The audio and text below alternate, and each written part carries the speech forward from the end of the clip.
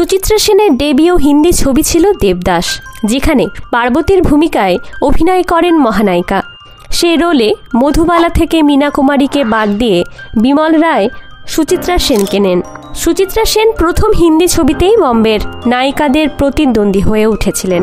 দেব আনন্দের সঙ্গে সুচিত্রা সেনের দুটি ছবি, বোম্বাই কা বাবু ও সরহদ। পরিচালক রাজ খোসলা এখানেও মধুবালা দেব আনন্দকে জুটি করে বোম্বাই কা বাবু ছবি করবেন বলে প্রচার ও বিজ্ঞাপন করেন। কিন্তু সেই সময় মধুবালার হার্টে ফুটো ধরা পড়ে, ফলে মধুবালাকে নিয়ে ঝুঁকি নিতে চাননি রাজ খোসলা।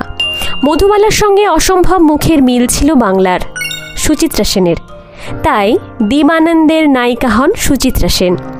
বোম্বাই কা বাবু ছবি এবং ছবির গান বেশ হিট করেছিল। এর আগে সুচিত্রা সেন অভিনীত ছবি সবার উপরের রিমেক কালাপানিতে দেব আনন্দের অভিনয় দেখে মুগ্ধ হয়েছিলেন মহানায়িকা। পরবর্তীকালে দেব আনন্দের সঙ্গে সুচিত্রা সেন সরহদ ছবিও করেন। ডিরেক্টর ছিলেন শঙ্কর মুখোপাধ্যায়। শেষবার যখন কলকাতায় আসেন দেবানন্দ, তখনও সুচিত্রা সেন বেঁচে।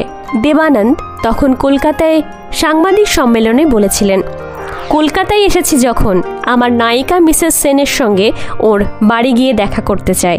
কিন্তু অন্তরালবর্তিনী সুচিত্রা সেন নিজের সাধনা ভাঙেননি, দেবানন্দের জন্য খোলেননি তাঁর দরজা।